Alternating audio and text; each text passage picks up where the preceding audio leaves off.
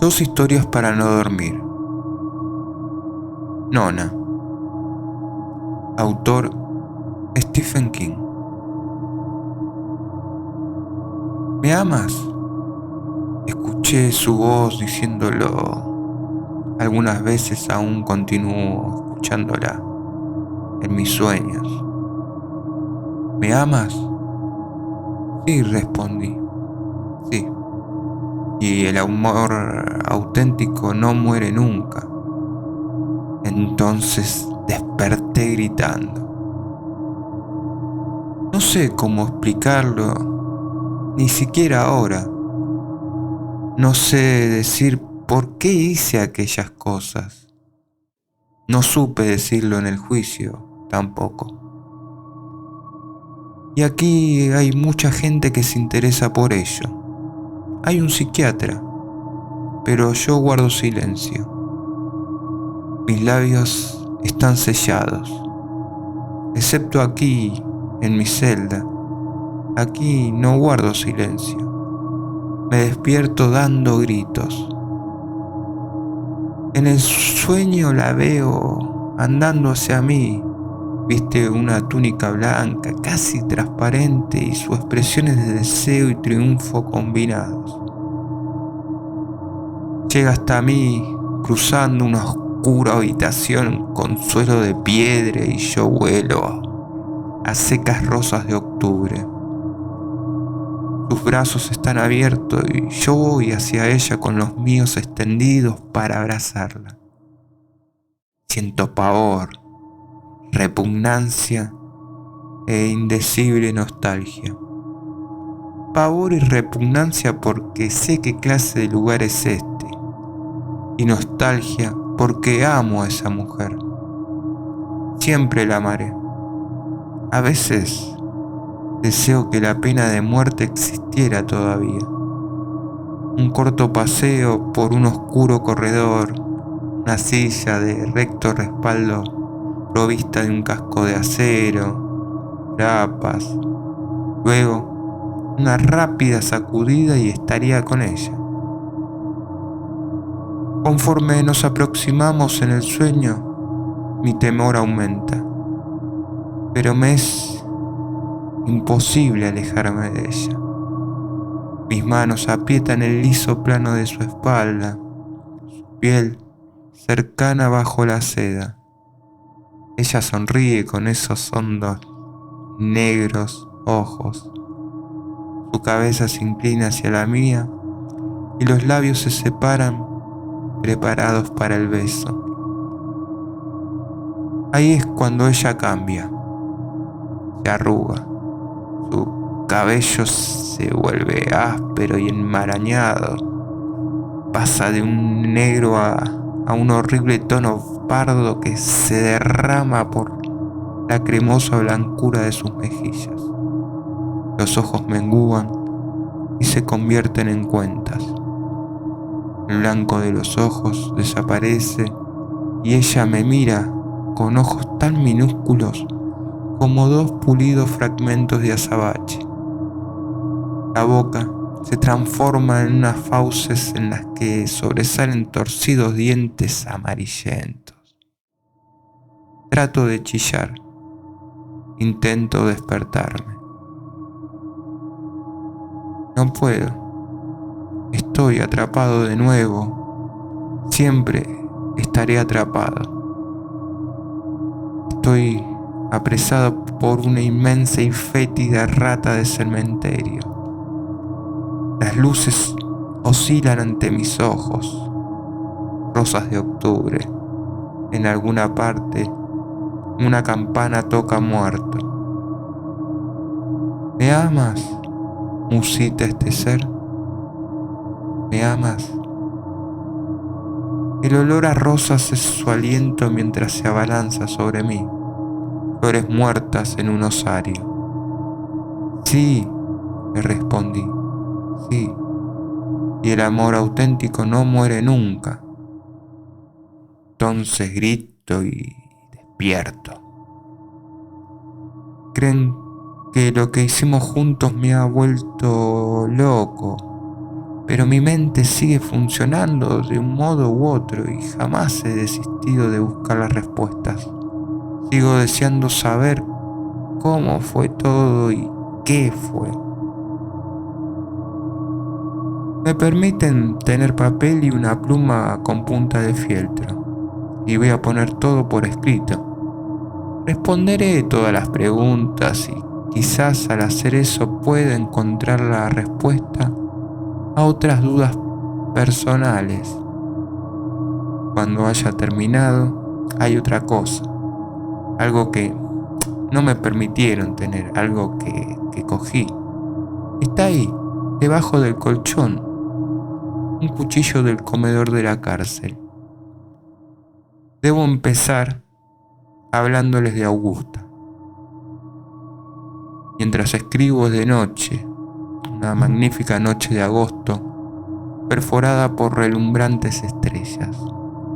Las veo a través de la reja de mi ventana que da al patio de ejercicios y permite ver un trozo de cielo que puedo tapar con los 2 dedos. Hace calor y estoy desnudo si se exceptúan los calzoncillos.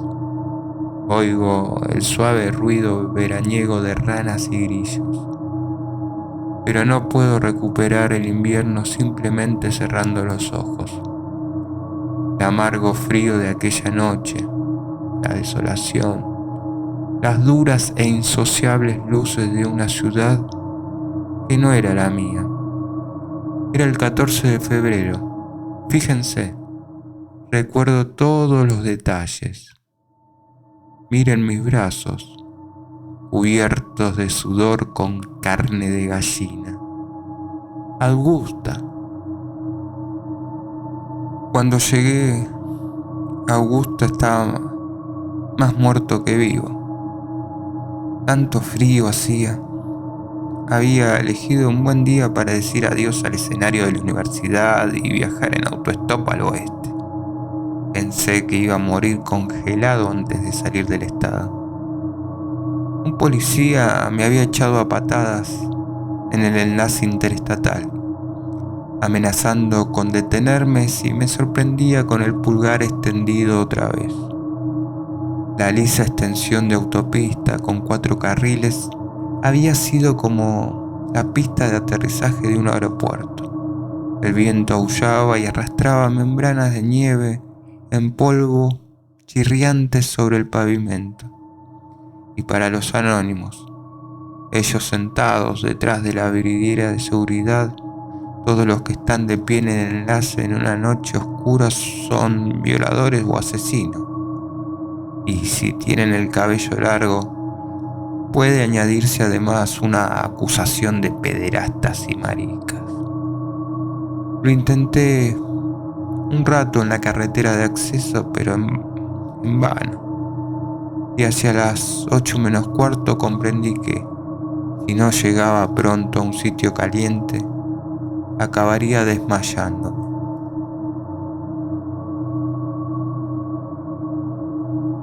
Anduve 2,5 kilómetros antes de encontrar un bar gasolinera en la 202, justo dentro de los límites de la ciudad.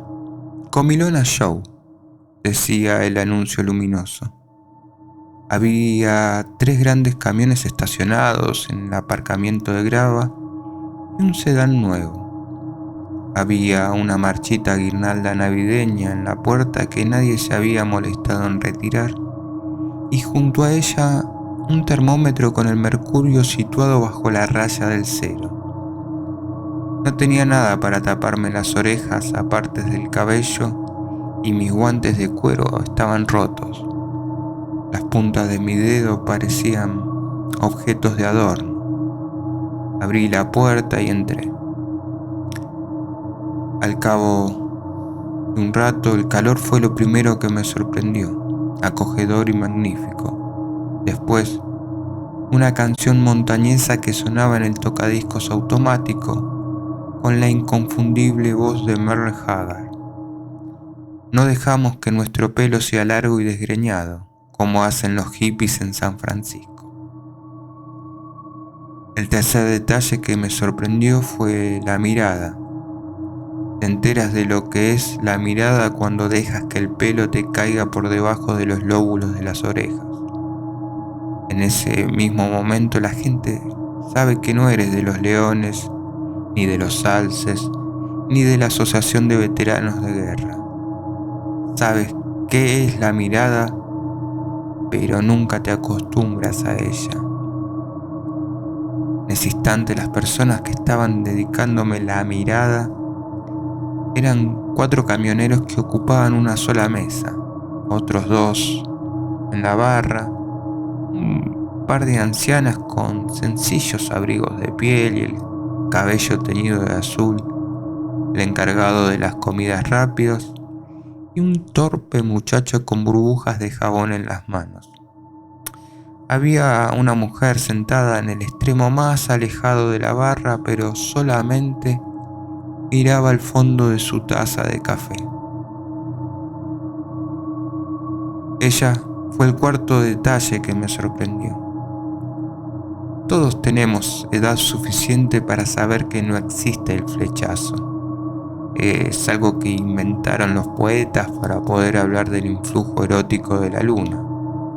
Algo para chicos que se cogen la mano en el baile de fin de curso. ¿De acuerdo? Pero ver a esa mujer me hizo sentir algo. Pueden reírse, aunque no lo harían si lo hubieran visto. Era casi insoportablemente hermosa. Comprendí que sin duda alguna todos los clientes del establecimiento pensaban lo mismo que yo. Del mismo modo que sabía que ella habría sufrido la mirada antes de llegar yo. Tenía un cabello negro como el carbón, tan negro que parecía casi azul bajo los fluorescentes. Le caía sueltamente sobre las hombreras del caído abrigo color canela.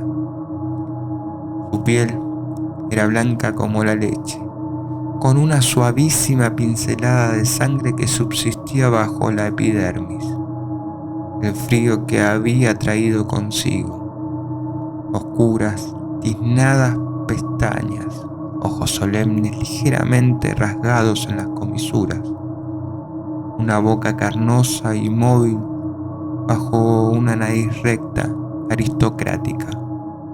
No pude averiguar qué aspecto tenía su cuerpo. No me preocupé por ello. Ustedes tampoco lo habrían hecho.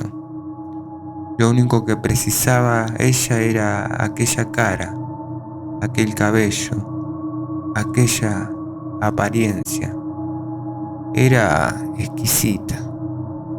Es la única palabra de mi idioma que conozco para definirla. Nona. Me senté a 2 taburetes de distancia de ella y el camarero se acercó y me miró. ¿Qué? Café solo, por favor. Marchó a prepararlo. Es igual que Jesucristo, ¿no? Dijo alguien a mi espalda. El torpe lavaplatos se echó a reír. Un fugaz sonido. Hiu, hiu. Los camioneros de la barra lo imitaron. El camarero me trajo el café, lo dejó bruscamente en el mostrador y derramó un poco sobre la casi helada carne de mi mano, que retiré al momento. Lo siento, dijo en tono indiferente. Él mismo se la curará, gritó uno de los camioneros de la mesa. Las gemelas de pelo azul pagaron la cuenta y salieron apresuradamente. Uno de los caballeros de la carretera anduvo hasta el tocadiscos e introdujo otra moneda. Johnny Cash empezó a cantar un chico llamado Susie. Soplé para enfriar mi café. Alguien me dio un tirón en la manga. Volví la cabeza y allí estaba ella. Se había trasladado al taburete vacío. Mirar de cerca aquella cara era casi cegador. Derramé más café. Lo lamento. Su voz era baja, casi atonal. Es culpa mía. Todavía no he recuperado el tacto. Se interrumpió, al parecer falta de palabras. De pronto comprendí que estaba asustada. Noté que la primera reacción que había experimentado al verla por vez primera me abrumaba de nuevo. Protegerla, cuidarla, conseguir que no tuviera miedo. Necesito que me lleven en coche, concluyó precipitadamente. No me atrevía a pedírselo a los otros. Hizo un gesto apenas perceptible en dirección a los camioneros de la mesa. ¿Cómo hacerles entender que yo habría dado cualquier cosa por poder decirle: naturalmente, termina tu café, tengo el coche aparcado aquí mismo? Parece una locura afirmar que me sentía así después de oír 4 palabras salidas de su boca, e idéntico número de la mía, pero es cierto. Mirarla era como ver a la Mona Lisa o la Venus de Milo, cobrar palpitante vida. Y había otra emoción, como si una luz repentina y potente se hubiera encendido en la confusa oscuridad de mi mente. Sería más fácil si pudiera decir que ella era una conquista callejera y yo un hombre rápido con las mujeres. Rápido, buen actor y con muchísimo palique, pero ni ella ni yo éramos tal cosa. Lo único que comprendía yo es que no tenía lo que ella necesitaba y eso me torturaba. Estoy haciendo autostop, le expliqué. Un policía me echó a patadas del enlace interestatal y he venido aquí solo para protegerme del frío. Lo siento. ¿Eres universitario? Ya no, me fui antes de que me echaran. ¿Vas a casa? No tengo casa donde ir. Estaba bajo tutela del Estado. Fui a la universidad gracias a una beca. La desaproveché. Ahora no sé a dónde voy a ir. La historia de mi vida en 5 frases me deprimió. Ella se echó a reír, ese sonido me provocó calor y frío, y bebió un poco de café. Somos gatos escapados del mismo saco, me parece. Creo que dijo gatos. Así lo creo. Lo creí entonces, pero he tenido tiempo para pensar aquí adentro y más me parece que ella debió haber dicho ratas. Ratas escapadas del mismo saco. Sí. ¿Y gatos y ratas no son lo mismo? ¿No es así? Me disponía a adoptar mi mejor talante conservador, decir algo ingenioso como «no me digas», cuando una mano cayó sobre mi hombro. Volví la cabeza. Era uno de los camioneros de la mesa. Tenía vello rubio en el mentón y una cerilla de cocina asomaba por su boca. Olía a gasolina. «Creo que ya has terminado tu café», dijo. Sus labios se abrieron alrededor de la cerilla para esbozar una mueca. Tenía muchísimos dientes muy blancos. «¿Qué? Estás dejando mal olor en el local, chico. Porque eres un chico, ¿no? Es difícil asegurarlo». «Usted tampoco huele a rosas», repuse. «¿Qué loción usa después de afeitarse, guapo? ¿Aceite de caja del cigüeñal?». Me propinó una fuerte palmada en la mejilla. Vi minúsculos puntos negros. «Nada de peleas aquí», dijo el camarero. «Si quiere pelear con él, hágalo afuera». «Vamos, maldito comunista», ordenó el camionero. Es el momento donde se supone que la chica debe decir algo como «suéltelo» o «usted es un bruto, pero ella no dijo nada. Estaba observándonos con febril concentración, alarmante. Creo que fue la primera vez que reparé en el tamaño real de sus ojazos. ¿Hace falta que te dé otro guantazo, marica? No, vamos, sinvergüenza de mierda.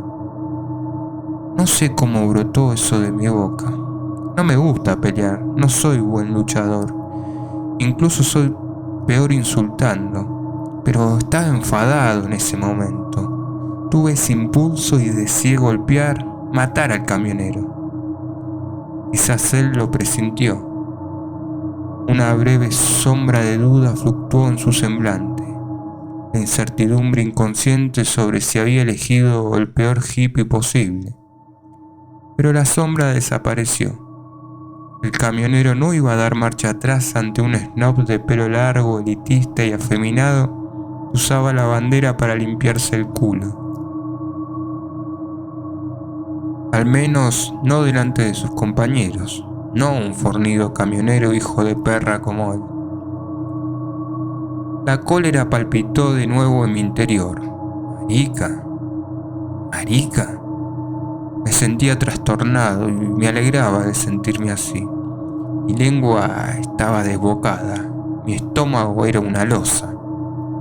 Nos acercamos a la puerta y los amigos de mi rival casi se partieron la espalda al levantarse para ver la pelea. Nona, pensé en ella, pero de un modo vago, en las profundidades de mi mente. Sabía que Nona estaría allí, que me protegería. Lo sabía de la misma forma que sabía que haría frío afuera. Era extraño saber eso de una mujer a la que conocía desde hacía 5 minutos. Extraño, pero no pensé en ello hasta más tarde. Mi mente estaba casi dominada, no, casi anulada por la gruesa nube de rabia. Mis impulsos eran homicidas. El frío era tan notable y tan puro que parecíamos cortarlo con nuestros cuerpos a modo de cuchillos. La helada grava del aparcamiento chirriaba ásperamente bajo las pesadas botas de mi rival y bajo mis zapatos. La luna, llena e hinchada, nos contemplaba con un insulso ojo tenuentemente lloroso a causa de la humedad de la alta atmósfera, en un cielo tan negro como la noche en el infierno. Proyectábamos menudas sombras enanas detrás de nuestros pies bajo el monocromo destello de la solitaria luz de sodio dispuesta en lo alto de un poste, más allá de los camiones aparcados. Nuestro aliento humeaba en el aire en forma de breves ráfagas. El camionero se volvió hacia mí con las enguantadas manos cerradas. «Muy bien, hijo de puta», dijo. Yo pensé estar inflándome. Todo mi cuerpo parecía inflarse. No sé cómo, vagamente. Comprendí que mi intelecto iba a quedar eclipsado por algo inmenso e invisible que jamás había sospechado estuviera en mi interior. Era terrorífico, pero al mismo tiempo lo acepté con agrado. Lo deseé, lo anhelé.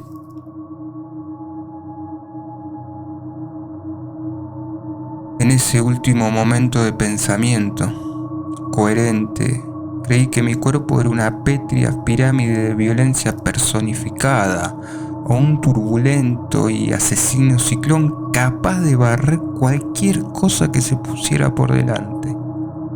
El camionero parecía pequeño, débil, insignificante.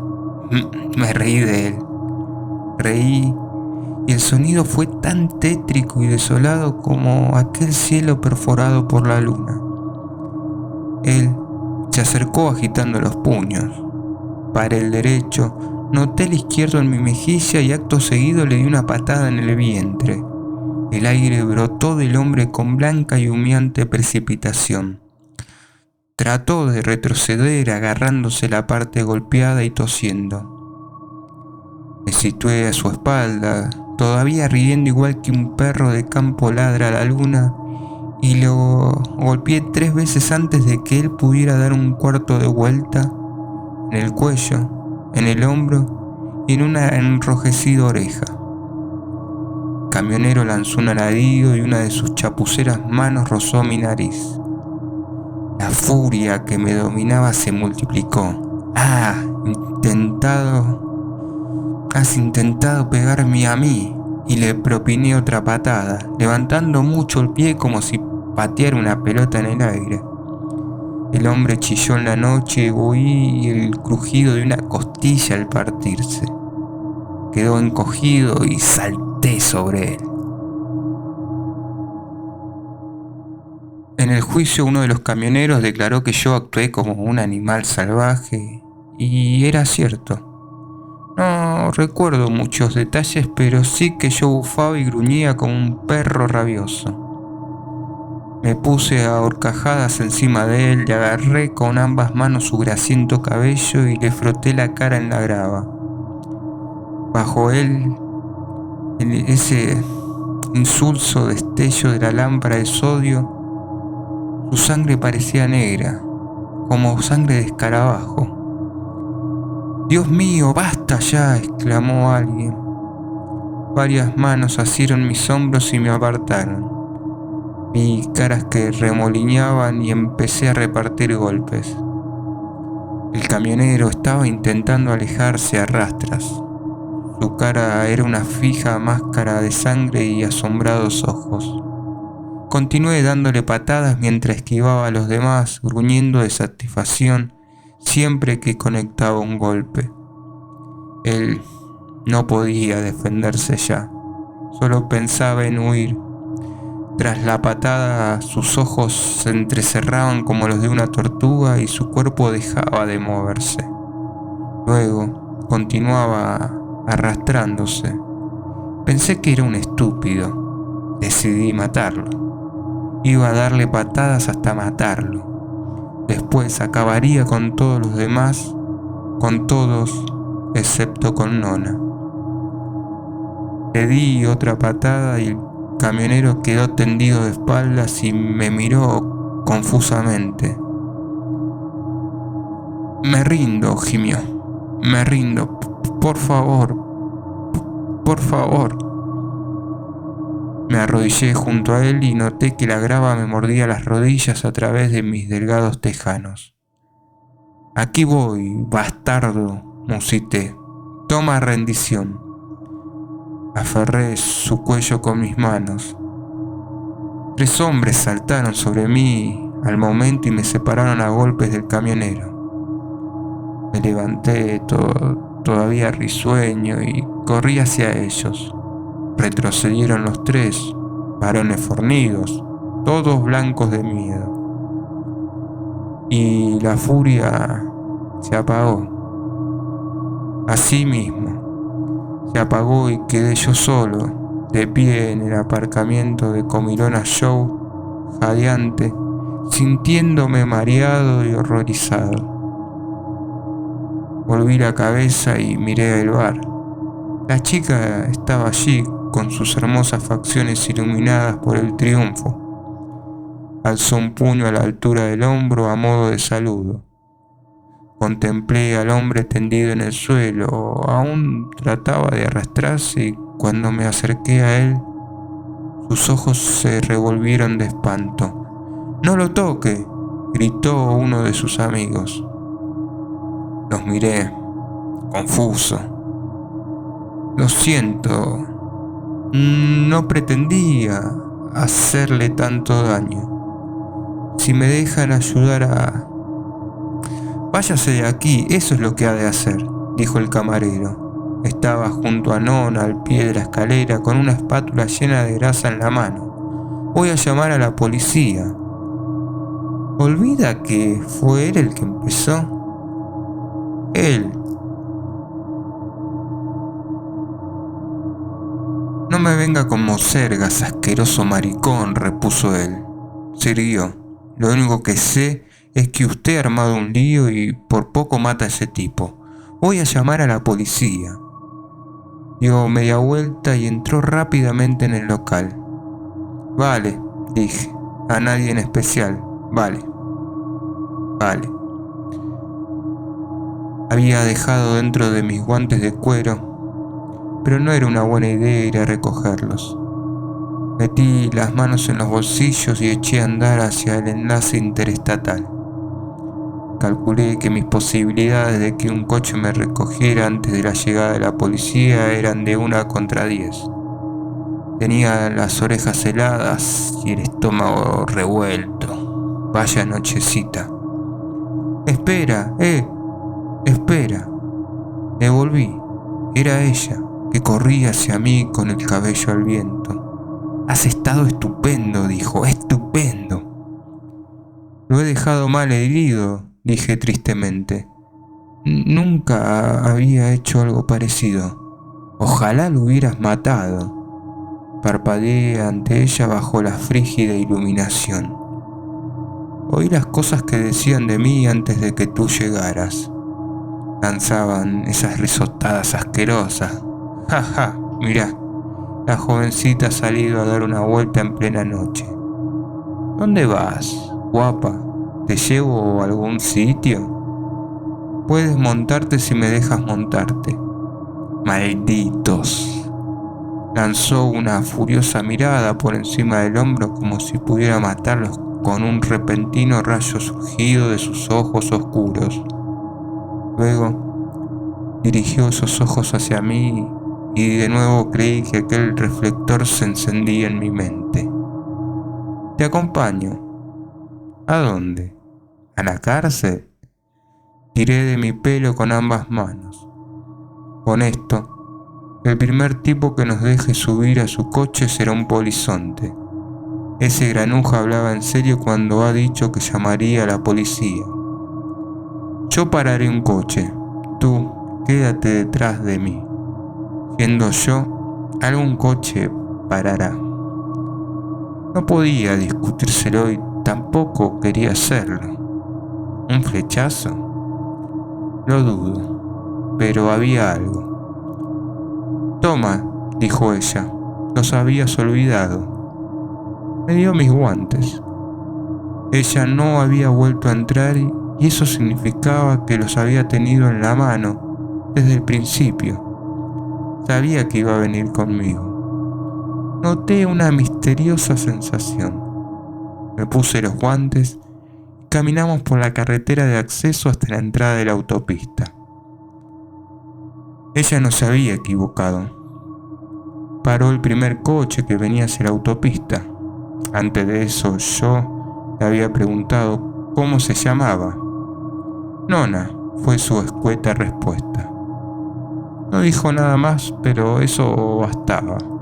Me satisfacía. No hicimos más comentarios mientras aguardábamos, aunque pareció como si habláramos. No voy a amargarles con una charla sobre facultades extrasensoriales y cosas similares. No hubo nada de eso, pero no nos hacía falta. Lo habrán notado ustedes también en compañía de una persona a la que aprecian mucho, o si han tomado alguna de esas drogas con iniciales en vez de nombre. No es preciso hablar. La comunicación parece desarrollarse en una banda emotiva de alta frecuencia. Un movimiento de la mano y basta. No hacen falta modales sociales. Pero nosotros no nos conocíamos. Yo solo sabía el nombre de pila de ella y ahora que lo pienso, creo que no le dije el mío. Pero nos entendíamos. Era amor. Me repugna tener que repetirlo, pero lo considero preciso. No me atrevería a ensuciar esa palabra después de todo lo que pasamos. No después de todo lo que hicimos. No después de Castle Rock. No después de los sueños. Un agudo y plañidero lamento interrumpió el frío silencio de la noche. Un sonido creciente y decreciente. Es la ambulancia, creo, dije. Sí. Silencio de nuevo. la luz de la luna estaba desapareciendo tras una gruesa membrana nubosa. Pensé que nevaría antes del amanecer. Unos faros brotaron en la colina. Permanecí detrás de Nona sin necesidad de que ella me lo dijera. La mujer se arregló el cabello y alzó su hermoso rostro.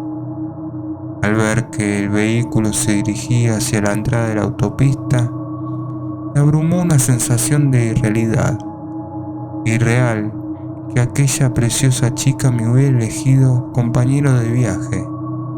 Irreal que yo hubiera golpeado a un hombre hasta el punto de ser preciso una ambulancia.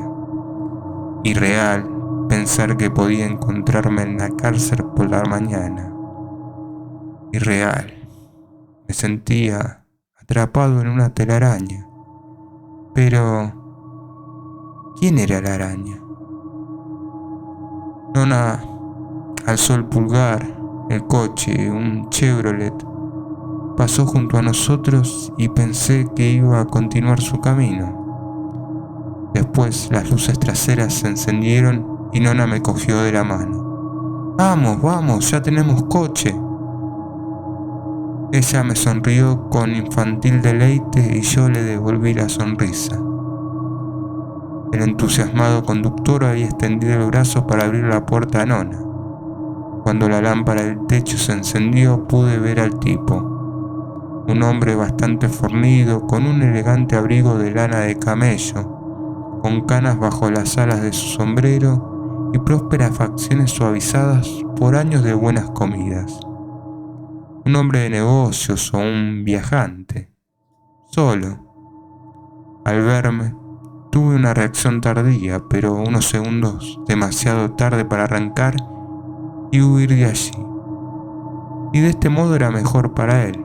Más tarde podría engañarse, creer que nos había visto a los dos, que él era un alma bondadosa dando una oportunidad a una joven pareja.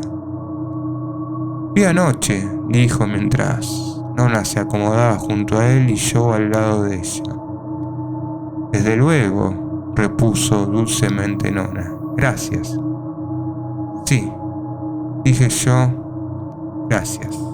No hay de qué. Y arrancamos, dejando atrás sirenas, camioneros frustrados y comilonas shows.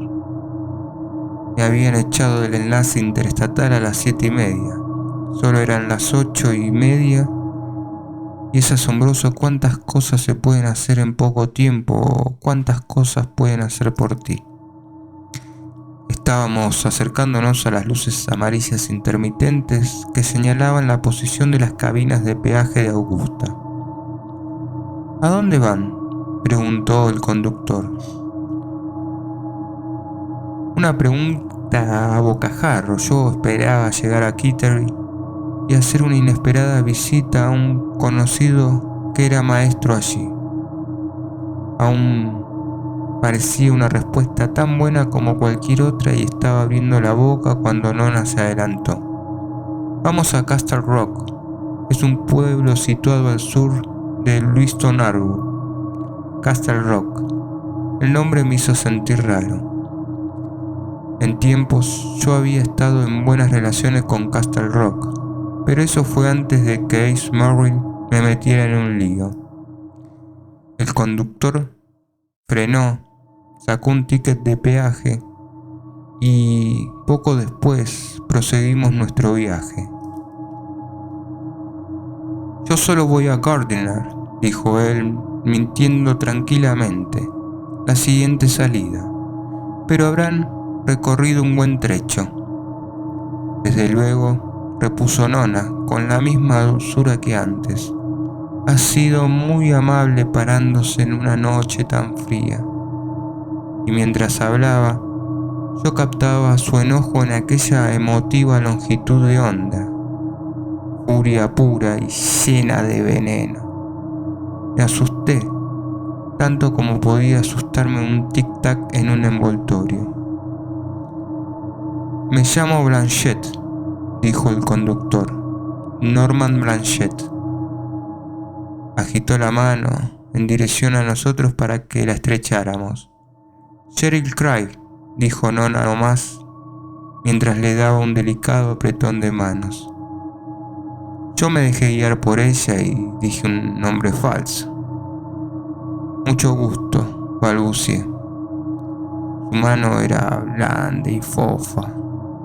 Era como una botella de agua caliente en forma de mano. El pensamiento me repugnaba habernos visto forzados a implorar auxilio a un hombre tan paternalista que había aprovechado la oportunidad de recoger una guapa autoestopista solitaria. Una mujer que podía acceder o no a pasar una hora en una habitación de motel a cambio de dinero para comprar un billete de autobús. Me repugnaba saber que él iba a dejarnos en la salida de Gardiner para volver a la autopista por la entrada del sur, felicitándose por su tacto para resolver una enojosa situación. Todos los detalles de aquel hombre me repugnaban. Los porcinos bultos de sus carrillos, sus peinadas patillas, su olor a colonia. ¿Y qué derecho tenía él? ¿Qué derecho? La aversión se espesó y las flores de la rabia florecieron de nuevo. Los faros de su magnífico sedán Impala perforaban la noche con suma facilidad y mi furia ansiaba soltarse y estrangular todo lo que rodeaba a aquel hombre. La clase de música que yo sabía escucharía él cuando se tumbara en su elegante sillón con el periódico de la tarde, en las botellas de agua caliente que eran sus manos, el tinte azul del cabello de su mujer, los niños a los que siempre mandaban al cine, a la escuela o de excursión. La cuestión era que no estuvieran en casa molestando, sus exnovistas amigos y la fiesta de borrachos a las que acudiría con ellos. Pero quizás su colonia fuera lo peor. Llenaba el coche con el dulce y enfermizo hedor de la hipocresía. Olía al desinfectante perfumado que usaban en los mataderos al acabar los turnos. El coche rasgaba la noche con Norman Blanchett sosteniendo el volante en sus hinchadas manos. Sus aciadas uñas brillaban tenuemente con las luces del tablero de mandos. Sentí el deseo de bajar por completo la ventanilla y asomar la cabeza al frío y purificador aire nocturno revolearme en su frígida frescura. Pero yo estaba paralizado en las ateridas fauces de mi mudo e inexplicable odio. Fue entonces cuando Nona puso la lima de uñas en mi mano. Cuando tenía 3 años padecí un caso grave de gripe y fui al hospital. Estando yo allí, mi padre se durmió con el cigarro encendido en la cama y la casa ardió sin que pudieran salvarse mis padres y mi hermano mayor Drake. Conservo sus fotos. Parecen actores en una antigua película de terror de 1958. Rostros no tan conocidos como los de las grandes estrellas, más parecidos a Elijah Cook, Mara Curday y cierto actor infantil que ustedes tal vez no recuerden, Brandon DeWitt. No tenía familiares con los que ir y estuve 5 años en un orfanato de Portland. Luego pasé a ser pupilo del Estado. Eso significa que una familia te recoge y el Estado paga $30 mensuales por la manutención. No creo que jamás haya existido un pupilo del Estado aficionado a la langosta. Normalmente un matrimonio acepta 2 o 3 pupilos como práctica forma de inversión. Si un niño está bien alimentado, puede ganarse su manutención haciendo quehaceres en la localidad y esos escasos $30 se transforman en una ganga. Mis padres adoptivos se apellidaban Hollis y vivían en Harlow, no en la zona elegante próxima al club de campo y el muelle deportivo, sino más lejos, cruzando el río de Castle Rock. Poseían una casa de campo de 3 pisos y 14 habitaciones. En la cocina el carbón proporcionaba el calor que ascendía escalera arriba como podía, y en enero te acostabas con 3 mantas y a pesar de eso ninguna seguridad tenías de encontrar tus pies al despertar por la mañana, hasta que los apoyabas en el suelo y podías verlo. La señora Hollis era gruesa, el señor Hollis tenía un carácter hosco, raramente hablaba y durante todo el año llevaba puesto un gorro de caza a cuadros rojos y negros. La casa era una confusión sin orden ni concierto de muebles, más voluminosos que útiles, artículos comprados en ventas benéficas, colchones mohosos, perros, gatos y piezas de motor envueltas en papel periódico. Tenía 3 hermanos, los 3 pupilos como yo. Nos conocíamos de vista como viajeros de autobús abonados. Obtuve buenas notas en la escuela y abandoné los estudios para jugar al béisbol cuando era alumno de segundo año en un centro de enseñanza secundaria. Hollis insistió machaconamente en que olvidara el deporte, pero yo continué hasta el incidente con Ace Murray. Después perdí los deseos de seguir jugando, no con la cara hinchada y llena de heridas, no como los chismes que Betsy Malephant iba contando por allí. Abandoné el equipo y Hollis me consiguió un empleo en los almacenes locales. En febrero de mi penúltimo curso presenté la solicitud de ingreso en la universidad, pagando por ella $12 que había escondido en el colchón. Me aceptaron con una pequeña beca y una buena combinación de trabajo y estudio en la biblioteca. La expresión de los Hollis cuando les enseñé los documentos de ayuda económica es el mejor recuerdo de mi vida. Uno de mis hermanos, Kurt, se fue de casa. Yo era incapaz de hacer lo mismo, era demasiado pasivo para dar un paseo de esa índole. Habría vuelto al cabo de 2 horas de caminata por la carretera. La universidad era la única salida para mí y la aproveché. Lo último que me dijo la señora Hollis cuando partí fue: escribe, ¿me oyes? Y envíanos algo cuando puedas. Nunca volví a ver a ninguno de ellos. Obtuve buenas calificaciones en primer curso y aquel verano conseguí un empleo fijo en la biblioteca. Les envié una felicitación de Navidad del primer año, pero fue la única. En el primer semestre de segundo curso me enamoré. Era lo más importante que me había sucedido hasta entonces. Guapa. Les habría hecho retroceder 2 pasos.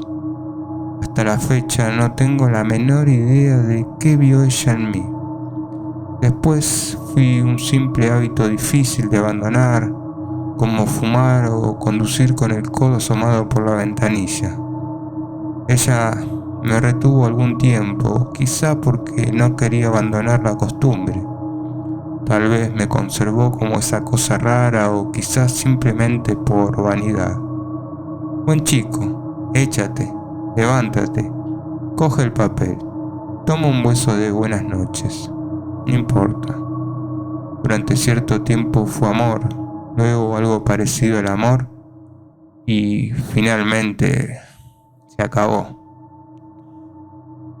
Me había acostado con ella 2 veces, en ambas ocasiones, después de que otras cosas hubieran ocupado el lugar del amor.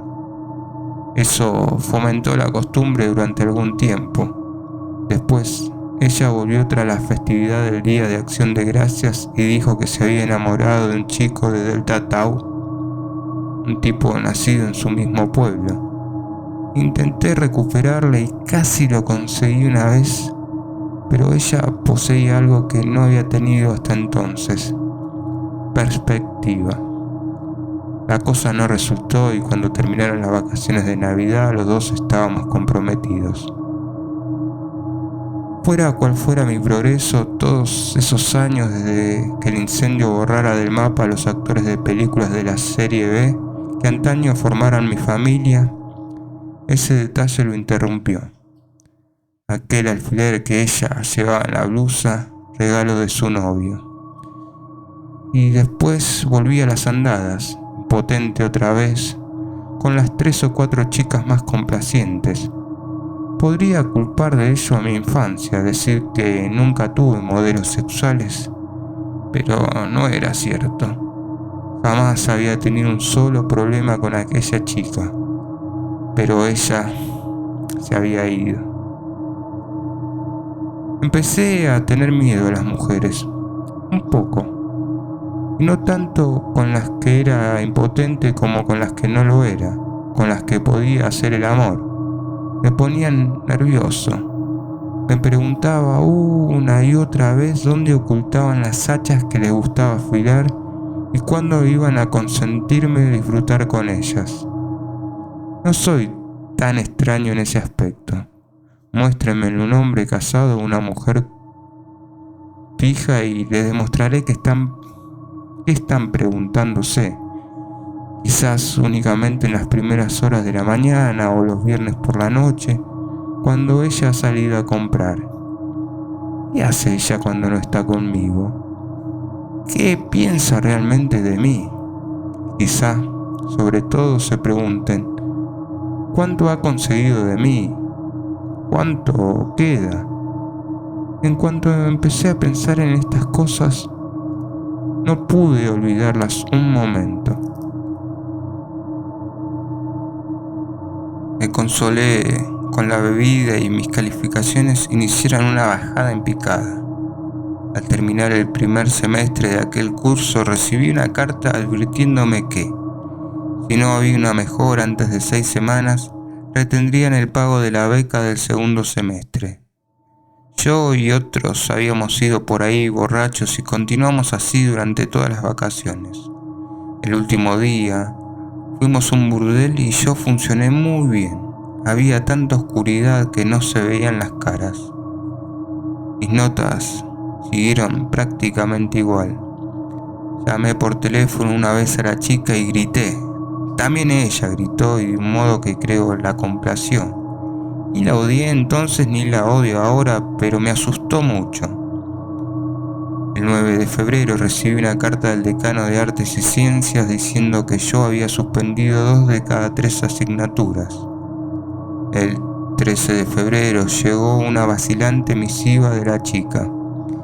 Quería que todo se arreglara entre nosotros. Pensaba casarse con el tipo de Delta Tau Delta en julio o agosto y yo estaba invitado si quería asistir. Eso era casi divertido. ¿Qué regalo de boda podía hacerle? Mi pene con una cinta roja atada al prepucio. El día 14, San Valentín, decidí que era hora de cambiar de escenario. Nona apareció después, pero ustedes ya conocen los detalles. Si quieren que todo esto sirva de algo, deben comprender cómo la juzgaba yo. Ella era más guapa que la chica, pero no se trataba de eso. Las caras guapas abundan en una nación próspera. Era su personalidad interna. Había erotismo, pero el erotismo que emanaba de ella era como el de una enredadera, sexo ciego. Algo así como un sexo que se aferra, imposible rechazarlo, que no tiene tanta importancia porque es tan instintivo como la fotosíntesis, no como un animal, eso implica lujuria, sino como una planta. Yo sabía que haríamos el amor, que lo haríamos como lo hacen los hombres y las mujeres, pero que nuestra cópula sería tan insulsa, distante y sin sentido como la hiedra que asciende poco a poco por un enrejado bajo sol de agosto. El sexo era importante solo porque no carecía de importancia. No estoy seguro de que la violencia fue la verdadera fuerza motriz. La violencia fue real y no un simple sueño. La violencia de Comilona Shaw, la violencia de Norma Blanchett, y hubo un rasgo ciego y vengativo en ello, quizás ella fuera una trepadora enredadera al fin y al cabo, ya que la diosa de Venus es una especie de enredadera, pero esa planta es carnívora y ejecuta movimientos animales cuando una mosca o un trozo de carne cruda es puesto en sus fauces. Y todo fue real. La esporulanta enredadera solo puede soñar que fornica, pero estoy seguro que la Dionea saborea esa mosca, paladea los esfuerzos cada vez más débiles conforme sus fauces se cierran. La última parte fue mi pasividad. Yo no podía rellenar el agujero que había en mi vida, no el agujero dejado por la chica cuando dijo adiós. No deseo ser la responsable de ello, sino el agujero que siempre había existido, el remolineo oscuro y confuso que nunca cesaba en mi interior. Nona llenó ese hueco, hizo de mí su brazo, me obligó a moverme y a actuar, me hizo noble. Ahora ya pueden comprenderlo un poco. ¿Por qué sueño con ella? ¿Por qué la fascinación perdura pese al remordimiento y la aversión? ¿Por qué la odio? ¿Por qué le temo? ¿Y por qué incluso ahora sigo amándola? Había 12 kilómetros desde el peaje de Augusta hasta Gardiner y los cubrimos en pocos minutos.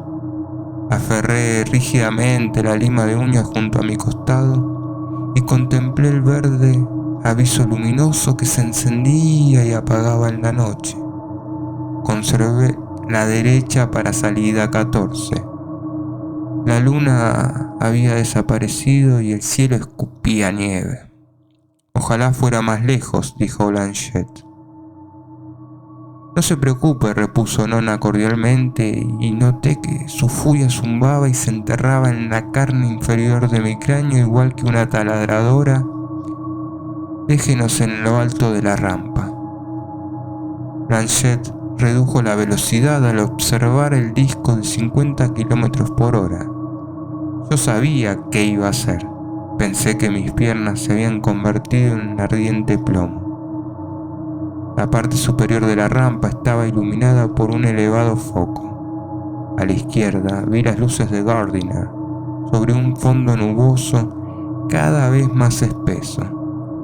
A la derecha, nada aparte de negrura. No había tráfico en ningún sentido en la carretera de acceso. De a pie, Nona se deslizó en el asiento y ofreció una última sonrisa a Norman Blanchett. Yo no sentía inquietud. Ella estaba colaborando en la comedia. Blanchett esbozó una irritante sonrisa porcina, aliviado porque casi se había librado de nosotros. Bien, buenas, ¿no? Oh, el bolso, no se vaya con mi bolso. Yo lo cogeré, le dije. Me agaché dentro del coche.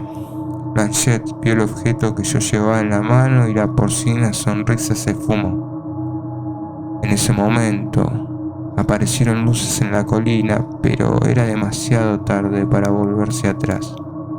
Nada me habría detenido. Cogí el bolso de Nona con la mano izquierda.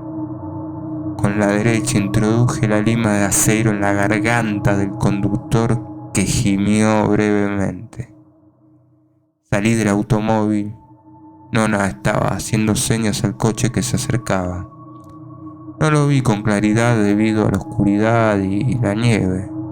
Lo único que distinguí fueron los brillantes círculos de los faros. Me agazapé detrás del vehículo de Blanchett y atisbé por las ventanillas traseras. Las voces casi se perdían en el absorbente cuello del viento. ¿Problema, señorita? ¿Padre? Viento. Un ataque al corazón. ¿Podría...? Di la vuelta sigilosamente al Impala de Norman Blanchett. Me agaché. Entonces los vi, la esbelta figura de Nona y una silueta más alta. Al parecer se hallaban junto a una camioneta. Se acercaron hacia la ventanilla del conductor del Chevrolet, donde Norman yacía sobre el volante con la lima de Nona en el cuello.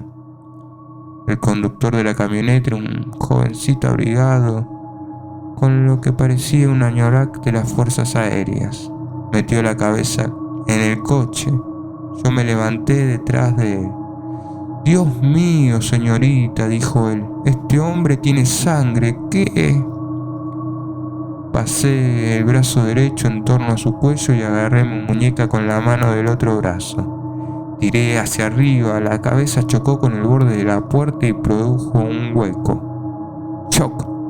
Quedó flácido en mis brazos. Pude conformarme con eso. Él nos había visto bien a Nona. No sabía nada de mí. Pude conformarme con eso, pero él era un entrometido, un estorbo, alguien que obstruía nuestro camino, que intentaba perjudicarnos. Yo estaba harto de que me fastidiaran. Lo estrangulé. Después alcé la mirada y vi a Nona iluminada por los opuestos faros del coche y la camioneta. Su expresión era un extravagante rictus de odio, amor, triunfo y alegría. Extendió sus brazos hacia mí y yo corrí hacia ellos. Nos besamos. Sus labios estaban fríos, pero no su lengua. Introduje ambas manos en los secretos huecos de su cabello y el viento bramó alrededor de los dos. «Ahora arregla esto», dijo ella, «antes de que venga alguien más». Lo arreglé. Fue una chapuza, pero no hacía falta más. Precisábamos un poco más de tiempo. Después de eso, nada importaría. Estaríamos a salvo. El cuerpo del jovencito era ligero, lo cogí con ambos brazos. Lo llevé al otro lado de la carretera y lo eché por un barranco por encima de las vallas. Su cadáver rebotó plácidamente hasta llegar al fondo. Daba vueltas como el espantapájaros que el señor Hollis me ordenaba poner en el maizal todos los años en el mes de julio. Volvía por Blanchette. Este era más pesado y para colmo sangraba como un cerdo colgado. Intenté levantarlo, retrocedí 3 pasos, me tambaleé y el cuerpo se soltó de mis brazos y cayó a la carretera. Le di la vuelta. La nieve recién caída se había pegado a su cara, transformándola en un espeluznante rostro de esquiador.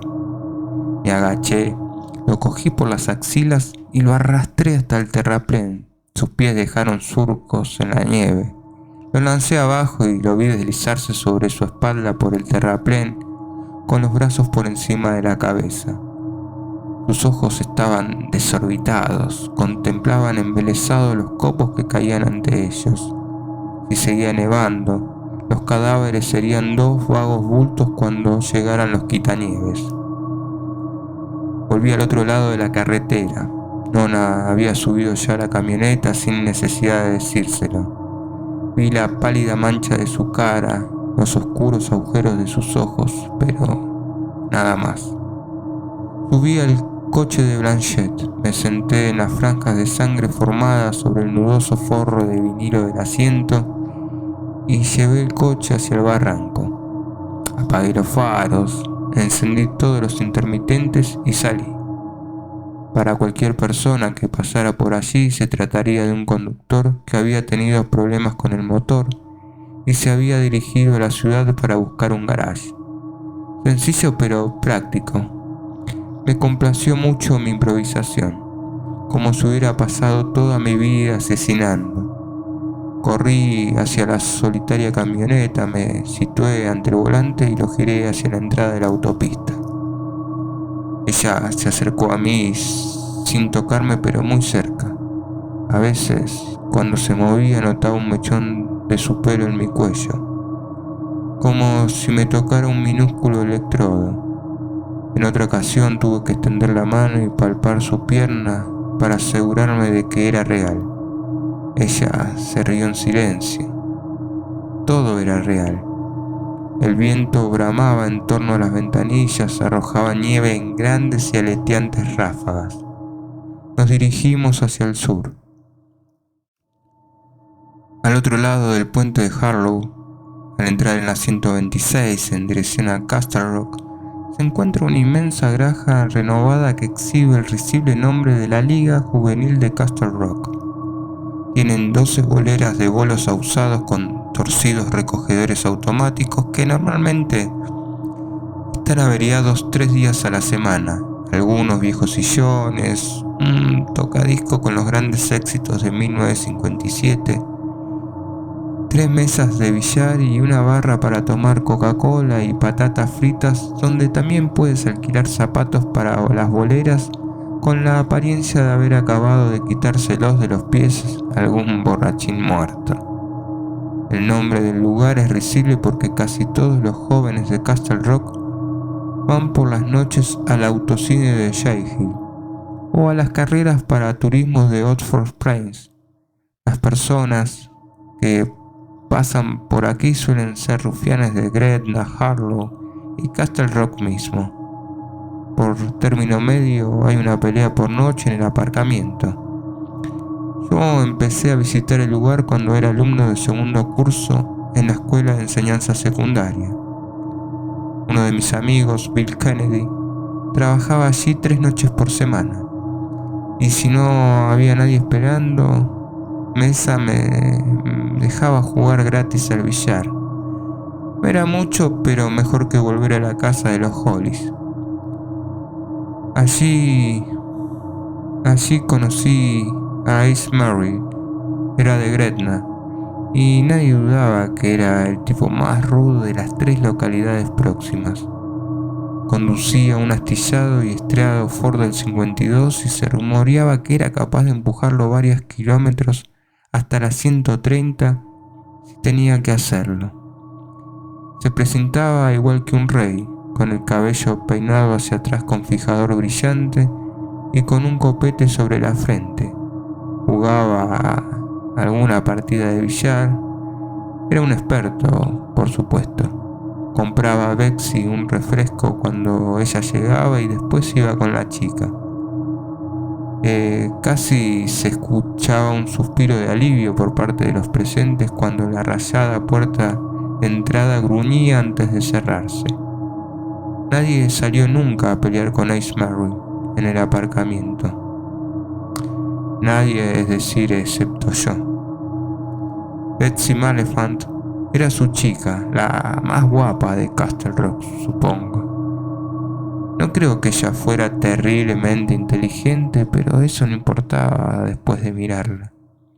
Tenía la tez más perfecta que yo conocía y no era debido a mejunjes y cosméticos. Cabello negro como el carbón, ojos oscuros, boca generosa y un cuerpo que no desentonaba y que a ella no le importaba exhibir. ¿Quién se atrevía a darle una conversación e intentar avivar el fuego de su locomotora mientras Ace se hallaba cerca? Nadie cuerdo, esa es la respuesta. Yo estaba chiflado por ella. No como con la chica y no como con Nona, aunque Betsy parecía una versión más joven de la segunda, pero mi amor era a su manera tan desesperado y serio. Si alguna vez han padecido algún caso grave de amor pueril, comprenderán cuáles eran mis sentimientos. Ella tenía 17 años, era 2 años mayor que yo. Empecé a ir allí cada vez con más frecuencia, incluso las noches que Billy no venía, solo para verla un momento. Yo me sentía como un observador de pájaros, con la excepción de que el juego era desesperado para mí. Al regresar a casa mentía cuando los Hollis me preguntaban dónde había estado y subía a mi cuarto. Escribía largas y apasionadas cartas a mi amada, explicándole todo lo que me habría gustado hacerle y después las rompía. En las aulas de estudio del instituto soñaba que le pedía que se casara conmigo y que huyéramos hacia México. Ella debía de barruntar lo que pasaba y tenía que sentirse halagada porque era muy amable conmigo cuando Ace no estaba cerca. Se acercaba y hablaba conmigo, me permitía comprarle un refresco, nos sentábamos en 2 taburetes y su pierna rozaba la mía. Eso me volvía loco. Una noche, a principios de noviembre, yo me encontraba fantaseando, jugando una partidita de billar con Billy, aguardando la llegada de Betsy. El local estaba desierto porque aún no eran las 8 y un solitario viento soplaba en el exterior, portando la amenaza del invierno. «Será mejor que te apartes», dijo Billy mientras metía la bola número 9 en el rincón. «¿Que me aparte de qué?» «Ya lo sabes». No lo sé». Me rasqué la cabeza. Billy puso otra bola en la mesa, dispuso las 6 y mientras lo hacía fui al tocadiscos y eché una moneda. Betsy Malephant apuntó cuidadosamente al 1 y lo envió paralelo al borde de la mesa. Jimmy Donner ha comentado que es tu forma de ir como un perro detrás de ella. Jimmy piensa que es muy divertido porque ella tiene más años que tú y todo eso, pero Ace no se ha reído. Ella no significa nada para mí, dije con unos labios que no eran los míos. Mejor que no lo sea, repuso Billy. Y en ese instante entraron 2 tipos y mi amigo fue al mostrador y les entregó una bola pinta. Ace se presentó cerca de las 9, solo. Nunca antes se había fijado en mí y yo casi había olvidado las palabras de Billy. Cuando eres inservible acabas creyendo que eres invulnerable. Yo estaba jugando en una máquina muy concentrado, ni siquiera noté que el local iba quedando en silencio conforme la gente dejaba de jugar a los bolos o al billar. Lo siguiente que supe es que alguien me había echado contra la máquina. Caí al suelo hecho un ovillo. Me levanté sintiéndome asustado y aturdido. Ace había movido la máquina dejándome sin las 3 partidas que me quedaban. Estaba de pie allí mirándome sin un pelo desarreglado con la cremallera de su chaqueta militar medio bajada. «Si no dejas de molestar», dijo en voz baja, «te haré una cara nueva». Se fue. Todos estaban mirándome y yo decía que el suelo me tragara hasta que descubrí algo así como reacia admiración en los semblantes de casi todos los presentes. Me quité el polvo de la ropa, impasible, y puse otra moneda en la máquina. La señal de falta se encendió. Un par de tipos se acercaron y me dieron unos golpecitos en la espalda antes de marcharse sin decir nada. A las 11, hora de cierre del local, Billy se ofreció para llevarme a casa. «Vas a caerte si no andas con cuidado». «No te preocupes por mí», dije. Billy no contestó. 2 o 3 noches después, Betsy entró sola hacia las 7. Había otro tipo allí, un rollizo joven llamado John Donne, pero apenas reparé en su presencia, era más invisible incluso que yo. Betsy vino derecha hacia la máquina donde yo estaba jugando y se puso tan cerca que olí el aroma de jabón de su piel. El olor me aturdió. «Me enteré de lo que Ace te hizo», dijo. «Se supone que no debo hablar contigo y no pienso hacerlo, pero tengo algo que hará más fáciles las cosas». Me besó. Después se fue antes de que yo pudiera despegar mi lengua del paladar. Seguí jugando mareado. Ni siquiera vi a John Dano cuando salió a difundir la noticia. Yo no veía otra cosa aparte de aquellos ojos tan oscuros. Y esa noche acabé en el aparcamiento con Ace Murray y me dio una señora paliza. Hacía frío, muchísimo frío, y al final me eché a llorar sin importarme quiénes estaban mirándome o escuchándome, que eran todos. La solitaria lámpara de sodio contempló la escena despiadadamente. Ni uno solo de mis puñetazos llegó a tocar a Ace. Muy bien, dijo él, acuclillado junto a mí. Ni siquiera jadeaba. Sacó una navaja automática de su bolsillo y apretó el cromado botón. 15 centímetros de plata bañada por la luna emergieron en el mundo. Esto te espera la próxima vez. Grabaré mi nombre en tus pelotas. Se levantó, me dio una última patada y se fue. Quedé tendido allí quizá 10, 15 minutos, estremeciéndome en el duro pavimento. Nadie vino en mi ayuda, nadie me dio unas palmaditas en la espalda, ni siquiera Billy. Betsy no se presentó para hacer más fáciles las cosas. Finalmente me puse de pie y volví a casa en autostop. Expliqué a la señora Hollis que me había cogido un coche conducido por un borracho y que el coche se había salido de la carretera. Jamás volví a la bolera. Ace murió 2 años más tarde en una montaña al estrellarse con su elegante Ford contra un volquete de una brigada de reparación de carreteras. Tengo entendido que había abandonado a Betsy por entonces y que ella había ido realmente cuesta abajo a partir de ese momento, incluido un caso de gonorrea durante el descenso. Billy dijo que la había visto una noche en una cafetería de las afueras de Lewiston, incitando a beber a los hombres. Había perdido casi todos los dientes y se había partido la nariz en algún punto de su carrera, me explicó Billy.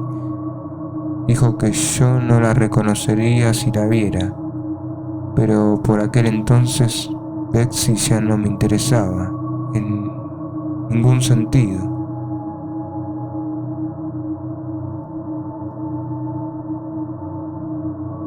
La camioneta no llevaba neumáticos para nieve y antes de llegar a la salida de Lewiston empezamos a resbalar en el polvo recién caído. Tardamos más de 3/4 de hora en recorrer los 35 kilómetros. El encargado de la cabina de peaje de Lewiston cogió el ticket y los 60 centavos. Un viaje resbaloso, ¿eh? Ninguno de los dos le contestamos. Estábamos cerca del lugar al que deseábamos ir. De no haber tenido ese curioso contacto mudo con ella, lo habría deducido igualmente por su forma de sentarse en el asiento lleno de polvo de la camioneta, sus manos dobladas con fuerza en su regazo, los ojos fijos en la carretera con feroz intensidad. Noté un escalofrío que me recorría el cuerpo. Proseguimos por la carretera 136, no había muchos coches circulando. El viento era fresco y la nieve estaba alcanzando alturas sin precedentes. Al otro lado de Harlow Village, pasamos junto a una enorme Buick Riviera que tras patinar se había subido a la cuneta. Todos sus intermitentes estaban encendidos y yo vi una espectral imagen doble del Impala de Norman Blanchett. Aquel coche debía estar ya cubierto de nieve, reducido a un bulto fantasmal en la oscuridad. El conductor del Buick trató de hacerme parar, pero yo pasé junto a él sin reducir la velocidad y lo dejé atrás salpicado de barro. Los limpiaparabrisas estaban atascados a causa de la nieve acumulada. Extendí una mano y di un golpe al que tenía delante. Parte de la nieve se soltó y conseguí ver con algo más de claridad. Harlow era un pueblo desierto, todo estaba a oscuras y cerrado. Conecté el intermitente de la derecha para cruzar el puente que conducía a Castle Rock. Las ruedas traseras intentaron eludir mi control, pero evité el patinazo. Delante, al otro lado del río, vi la oscura sombra que era el local de la Liga Juvenil de Castle Rock. Tenía un aspecto abandonado y solitario. De pronto me sentí apenado por tanta violencia y por tanta muerte. En ese momento Nona habló por primera vez desde la salida de Gardiner. Tenemos a la policía detrás. No, llevan las luces apagadas. Pero el detalle me puso nervioso y quizá por eso ocurrió lo que ocurrió. La carretera 136 tiene una curva de 90 grados en la orilla del río donde está Harlow y luego sigue en línea recta por el puente y entra en Castle Rock. Tomé la curva, pero había hielo en el lado de Castle Rock. Maldita sea.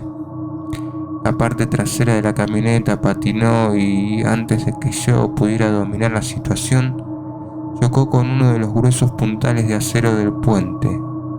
Dimos varias vueltas como en un coche loco de parque de atracciones y lo siguiente que vi fue el brillo de los reflectores del vehículo policial que iba detrás de nosotros. El coche frenó, vi los reflejos rojos en la nieve que caía, pero el hielo también le afectó. Se echó encima de la camioneta. Topamos de nuevo con los puntales del puente y hubo un estridente chirrido. Caí sobre el regazo de Nona e incluso en esa confusa fracción de segundo tuve tiempo de saborear la lisa firmeza de su muslo. Después, todo quedó quieto. El vehículo policial tenía encendida la luz giratoria. Proyectaba azuladas e inquietas sombras que cruzaban el techo de la camioneta y las riostras llenas de nieve del puente de Harlow Castle Rock. La luz interior del coche se encendió en el momento en que la policía se apeaba. Si él no hubiera ido detrás de nosotros, no habría pasado nada.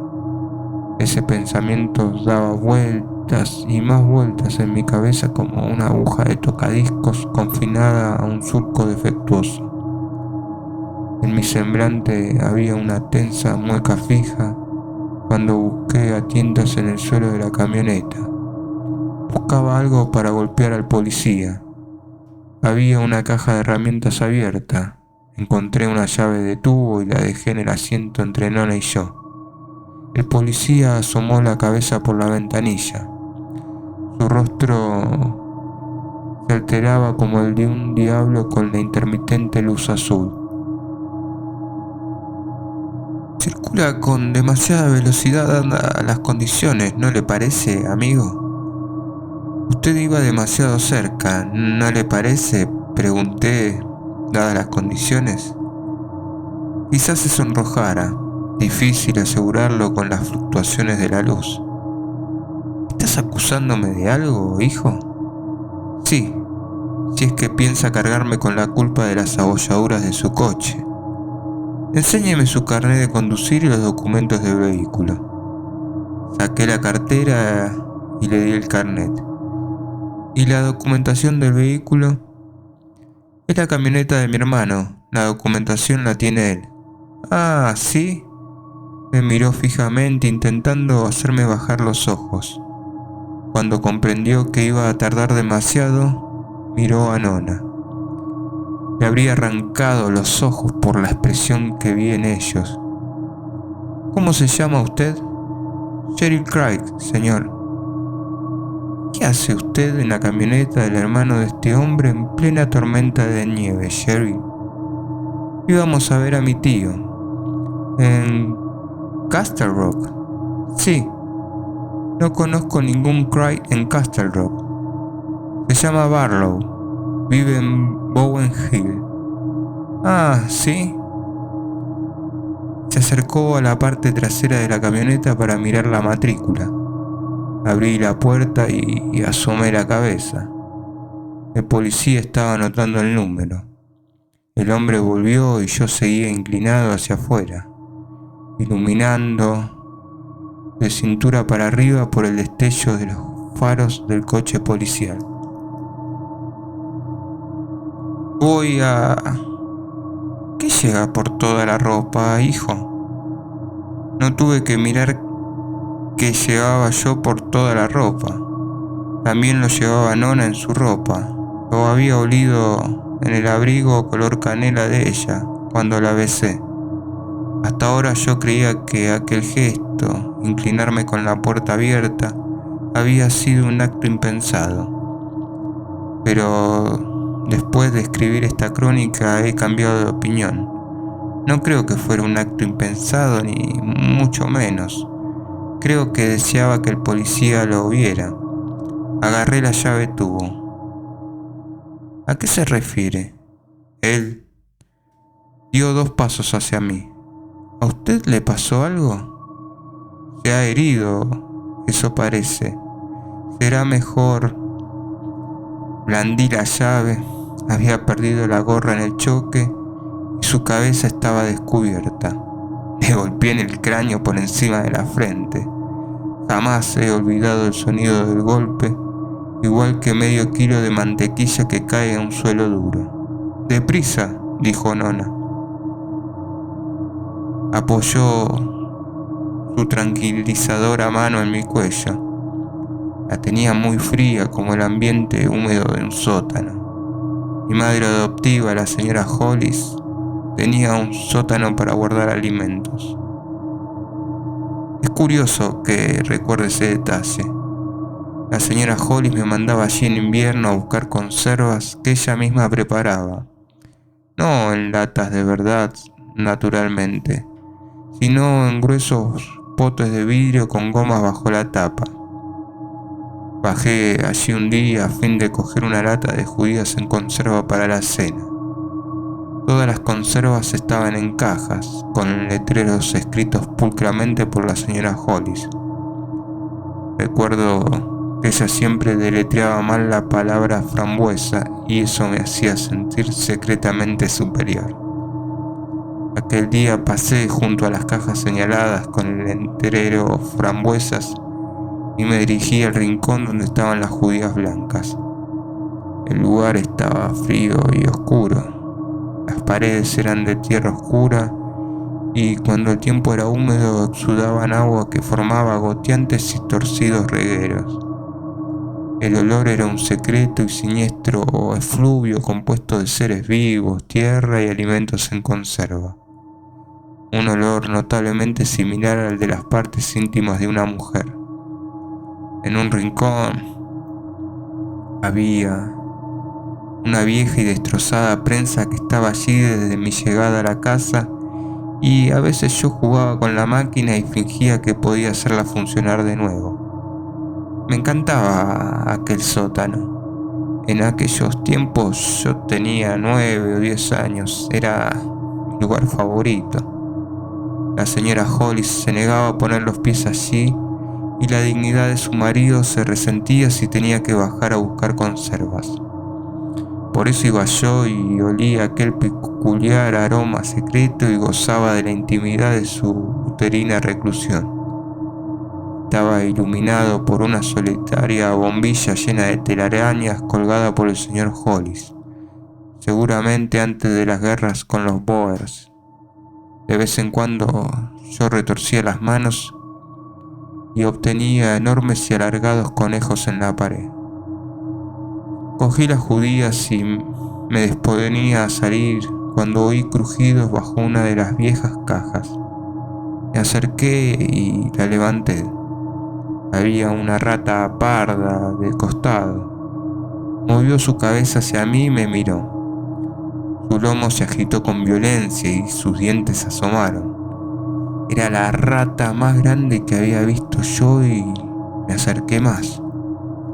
Estaba alumbrando. 2 de las crías peladas y ciegas mamaban ya en la barriga del animal. Otra estaba saliendo al mundo. La madre me miró desesperada, preparada para morder. Sentí deseos de matarla, de acabar con las crías, de aplastarlas, pero no pude. Era lo más horrible que había visto. Mientras observaba a una araña de color marrón, un falangio, creo, se arrastró con rapidez por el suelo. La rata la atrapó y se la comió. Huí. Al subir la escalera caí y rompí el pote de judías. La señora Hollis me zurró y jamás volvió a bajar al sótano, salvo por obligación. Estaba mirando al policía mientras recordaba. «Deprisa», repitió Nona. Aquel cuerpo era mucho más ligero que el de Norma Blanchett, o tal vez mi adrenalina estaba fluyendo con más libertad. Lo cogí con ambos brazos y lo llevé al borde del puente. Las cataratas de Harlow apenas eran visibles corriente abajo, y al otro lado el puente de caballetes del ferrocarril era una solitaria sombra, igual que un patíbulo. El viento nocturno aullaba y bramaba, y la nieve golpeaba mi cara. Por un momento sostuve al policía contra mi pecho como si fuera un niño dormido, recién nacido, y luego recordé quién era realmente y lo lancé por la barandilla hacia la oscuridad. Volvimos a la camioneta y subimos, pero el vehículo no arrancaba. Lo intenté una y otra vez hasta que olí el dulzón aroma a gasolina en el desbordado carburador y me detuve. Vamos, dije. Fuimos al coche policial. El asiento delantero estaba repleto de impresos para multas y había 2 tablillas con sujetapapeles. La radio de onda corta situada bajo el tablero crujió y crepitó. Unidad 4, adelante, 4, ¿me recibe? Bajé la mano y apagué el aparato, no sin antes golpearme los nudillos con algo mientras buscaba el interruptor apropiado. Era una escopeta de caza, seguramente propiedad personal del policía. La desenganché y la entregué a Nona, que la puso en su regazo. Di marcha atrás al coche. Estaba abollado pero no averiado. Tenía neumáticos para nieve que se aferraban perfectamente al hielo causante de los desperfectos. Y llegamos a Castle Rock. Las casas, aparte de algún remolque vivienda apartado de la carretera, habían desaparecido. La misma carretera estaba sin hollar todavía y no había marcas aparte de las que dejamos nosotros. Monolíticos abetos sobrecargados de nieve se alzaban imponentes alrededor de nuestro coche y me hicieron sentir minúsculo e insignificante, un pequeño bocado atrapado por la gigantesca garganta de la noche. Eran más de las 10. No hice mucha vida social durante mi primer año en la universidad. Estudié mucho y trabajé en la biblioteca, guardando libros, reparando encuadernaciones y aprendiendo a catalogar. En la primavera jugué en el equipo suplente de béisbol. Casi al final del año académico, poco antes de los exámenes, se celebró un baile en el gimnasio. Yo no tenía nada que hacer. Estaba bien preparado para los 2 primeros exámenes finales y bajé a dar una vuelta. Había pagado ya el $1 de la entrada y fui al gimnasio. El lugar estaba a oscuras, atestado, lleno de sudor y frenesí, como solo un baile universitario antes del hacha de los exámenes finales puede estar. Había erotismo en el ambiente. No hacía falta olerlo. Casi podías extender los brazos y asirlo en ambas manos, como un grueso trapo mojado. Podías prever que se haría el amor más tarde o algo similar a hacer el amor. La gente lo haría bajo las gradas, en el aparcamiento de la planta generadora de vapor y en los dormitorios. Harían el amor desesperados hombres niños a punto de ir al servicio militar y bonitas universitarias que abandonarían los estudios ese año para volver a casa y fundar una familia. Lo harían con lágrimas y risas, ebrios y sobrios, tensamente y sin ninguna inhibición, pero sobre todo lo harían rápidamente. Había algunos varones solos, pero no muchos. No era una noche para salir solo. Pasé junto a la tarima del conjunto. Al acercarme al sonido, el ritmo, la música se convirtió en algo palpable. El conjunto tenía detrás un semicírculo de amplificadores de 1,5 metros de altura y podías notar la fluctuación de tus tímpanos siguiendo el ritmo de la asignatura del bajo. Me apoyé en la pared y miré. Los bailarines ejecutaban los movimientos prescriptos como si fueran tríos en vez de parejas, con un tercer elemento invisible, pero entre los dos, encorvado por delante y por detrás, y agitaban los pies sobre el serrín esparcido anteriormente en el barnizado piso. No vi a nadie conocido y empecé a sentirme solitario, placenteramente solitario. Me hallaba en esa fase de la noche donde imaginas que todo el mundo está mirándote a ti, el romántico desconocido, por el rabillo del ojo. Media hora más tarde salí y pedí un refresco en el vestíbulo. Cuando volví a entrar, alguien había iniciado un baile circular y me obligaron a participar. Mis brazos se apoyaron en los hombros de dos chicas hasta entonces desconocidas. Dimos vueltas y más vueltas. Tal vez había 200 personas en el círculo y este ocupaba medio gimnasio. Luego una parte del círculo se deshizo y 20 o 30 personas formaron otro en el centro del primero y se movieron en dirección contraria. Me mareé. Y una chica parecida a Betsy Maliphant, pero comprendí que se trataba de una fantasía. Cuando quise localizarla de nuevo, ni la vi a ella ni a nadie que se le pareciera. En cuanto el numerito terminó, me sentí débil y no muy bien. Pasé otra vez junto al conjunto y me senté. La música sonaba con excesiva fuerza, el ambiente era empalagoso. Oí latidos de mi corazón en la cabeza, igual que sucede después de la peor borrachera de tu vida. Hasta ahora pensaba que lo que sucedió a continuación se debió a que yo estaba cansado y un poco mareado después de tantas vueltas, pero tal como he dicho antes, este relato ha aportado mayor claridad. No puedo seguir pensando lo mismo. Alcé los ojos otra vez hacia los bailarines, hacia las maravillosas personas que corrían en la penumbra. Pensé que todos los varones estaban aterrorizados con la cara alargada hasta componer grotescas máscaras que se movían a cámara lenta.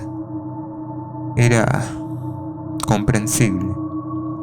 Todas las féminas universitarias con suéteres, faldas cortas o pantalones acampanados estaban transformándose en ratas.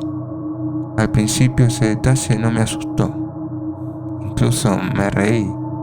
Sabía que estaba presenciando una alucinación y durante un rato contemplé la escena con práctico desapasionamiento.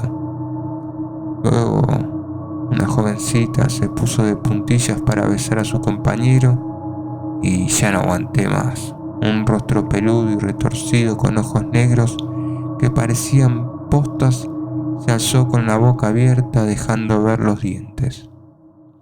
Me fui. Permanecí en el vestíbulo un momento, medio distraído. Había un cuarto de aseo al final del pasillo, pero pasé junto a él y subí la escalera. El vestuario se hallaba en la tercera planta y tuve que echar a correr en el último tramo de escalera. Abrí la puerta de un empujón y corrí hacia uno de los retretes. Vomité entre los combinados olores de linimento, sudorosos uniformes y cuero aceitado. La música de abajo quedaba muy lejos y el silencio del vestuario era virginal. Me sentí aliviado. Habíamos llegado a una señal de alto en Southwest Bend. El recuerdo del baile me había excitado por alguna razón incomprensible para mí. Estaba temblando. Nona me miró, me ofreció la sonrisa de sus oscuros ojos. ¿Ahora? No pude responderle. Temblaba demasiado para hablar. Ella hizo un lento gesto de asentimiento. Me dirigí hacia un desvío de la carretera 7 que debía de ser un camino forestal en verano. No me introduje demasiado porque tenía miedo de perderme. Apagué los faros y escamas de nieve empezaron a amontonarse en silencio en el parabrisas. Algo así como un sonido escapaba y era arrastrado fuera de mi boca. Creo que debió de ser una imitación oral de los pensamientos de un conejo atrapado en un cepo. «Aquí», dijo Nona, «aquí mismo». Fue un éxtasis. Casi no pudimos volver a la carretera principal. El quitanieves había pasado por allí con sus anaranjadas luces parpadeando con brillantez en la noche, dejando un enorme muro de nieve en nuestro camino. Había una pala en el maletero del coche. Tardé media hora en apartar la nieve y por entonces ya era medianoche. Nona conectó la radio policial mientras yo hacía eso y el aparato nos informó de lo que debíamos saber. Habían encontrado los cadáveres de Blanchett y el jovencito de la camioneta. Sospechaban que nosotros habíamos robado el vehículo policial. El policía se llamaba S. Jean, un apellido curioso. Había un importante jugador de rugby llamado S. Jean. Creo que jugaba con los Dodgers. Quizás yo había matado a un familiar suyo. No me inquietó enterarme del apellido del policía. Él había estado siguiéndonos demasiado cerca y nos había molestado. Salimos a la carretera principal. Noté la excitación de Nona, intensa, caliente, ardiendo. Me detuve el tiempo suficiente para limpiar el parabrisas con el brazo y luego proseguimos nuestro camino. Atravesamos la parte oeste de Castle Rock y supe por dónde girar sin necesidad de que me lo dijeran. Un letrero cubierto de nieve informaba que esa era la carretera de Stackpole. El quitanieves no había pasado por allí, pero un vehículo nos había precedido. Las huellas de sus neumáticos continuaban marcadas en la turbulenta nieve. 2 kilómetros, después menos de 2 kilómetros. La brutal ansiedad, la urgencia de Nona llegaba hasta mí y de nuevo me sentí nervioso. Doblamos una curva y allí estaba el camión de la empresa eléctrica, carrocería de brillante tono anaranjado y luces de aviso que vibraban con el color de la sangre. Estaba bloqueando la carretera. No pueden imaginar la rabia de Nona, de los dos en realidad, porque después de todo lo ocurrido éramos una sola persona. No pueden imaginar la abrumadora sensación de intensa paranoia, la convicción de que todo el mundo pretendía fastidiarnos. Había 2 hombres. El primero era una sombra acurrucada en la oscuridad. El segundo sostenía una linterna y se acercó a nosotros haciendo oscilar la luz como un espeluznante ojo. Y había algo más aparte de odio. Había miedo. Miedo de que todo saliera mal en el último momento. El hombre estaba gritando y yo le abrí la ventanilla. «No puede pasar por aquí, vaya por la carretera de Bowen. Tenemos un cable cargado aquí mismo, no puede». Salí del coche, alcé la escopeta y disparé los 2 cartuchos. El hombre salió forzosamente despedido hacia atrás y chocó en el anaranjado camión y yo me tambaleé y caí contra el coche. El herido fue deslizándose hacia el cielo centímetro a centímetro sin dejarme de mirar incrédulamente y por fin se derrumbó en la nieve. «¿Hay más cartuchos?», pregunté a Nona. «Sí». Me los dio. Abrí la escopeta, expulsé los cartuchos usados y puse los nuevos. El compañero del muerto se había incorporado y estaba observándome con enorme incredulidad. Me gritó algo que se perdió en el viento. Parecía una pregunta, pero no importaba, yo iba a matarlo. Me acerqué a él y el hombre permaneció inmóvil mirándome. No se movió, ni siquiera cuando alcé la escopeta. Creo que no tenía la menor idea de lo que estaba pasando. Creo que pensó estar soñando. Disparé, demasiado bajo. Un torbellino de nieve hizo erupción y cubrió al desgraciado. Después el hombre chilló, lanzó un enorme chillido de terror y echó a correr, pasando con un gigantesco salto sobre el cable eléctrico extendido en la carretera. Disparé el segundo cartucho y fallé de nuevo. El hombre se perdió en la oscuridad y yo me olvidé de él.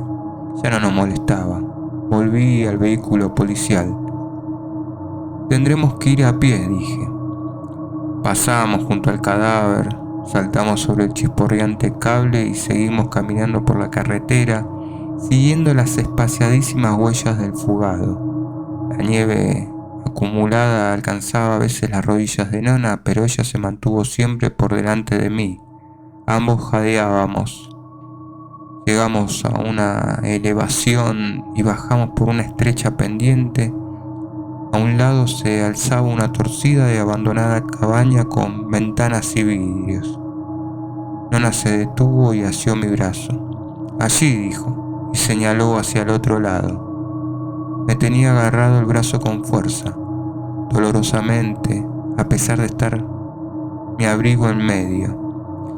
Su semblante estaba fijo en un feroz rictus de triunfo. Allí, allí. Era un cementerio. Resbalamos y caímos al cruzar la cuneta y trepamos por una pared de piedra cubierta de nieve. Yo también había estado allí, por supuesto. Mi madre real había nacido en Castle Rock y aunque ella no había vivido allí con mi padre, el terreno de la familia había estado ubicado allí. Mi madre lo recibió como regalo de sus padres que habían vivido y muerto en Castle Rock. Durante el incidente con Betsy Malephant, yo había ido con frecuencia al cementerio para leer poemas de John Keats y Percy Betsy. Supongo que pensarán que hacer tal cosa es una condenada extravagancia, pero yo no pensaba lo mismo. Ni siquiera ahora lo juzgo así. Me sentía cerca de ellos, consolado. Después de que Ace Merrill me diera aquella paliza, jamás regresé al cementerio. No, hasta que Nona me condujo allí. Resbalé y caí en el suelo con el suelto polvo de nieve y me torcí el tobillo. Me levanté y continué andando con esa pierna levantada y la escopeta a modo de muleta. El silencio era infinito e increíble. La nieve caía formando suaves líneas rectas. Se amontonaba sobre las inclinadas lápidas y cruces, enterraba todo excepto las puntas de los oxidados mástiles que solo sostenían banderas del Día de los Veteranos y la festividad dedicada a los soldados muertos en campaña. El silencio era impío por su intensidad y por primera vez sentí terror. Nona me condujo hacia una construcción de piedra que se alzaba en la arrugada pendiente de la colina, detrás del cementerio. Una cripta. Ella tenía la llave. Yo sabía que ella tendría una llave y así fue. Nona sopló para apartar la nieve de la cerradura y localizó el agujero. El ruido de las guardas, al girar, pareció extenderse por la oscuridad. Nona se apoyó en la puerta y ésta giró hacia adentro. El olor que brotó del interior fue frío como el otoño, frío como el ambiente del sótano de los Hollis. Solo pude ver una pequeña parte de la cripta. Había hojas secas en el suelo de piedra. Nona entró, se detuvo, me miró por encima del hombro. No, dije. ¿Me amas? Ella preguntó y se rió de mí. Ella se rió de mí.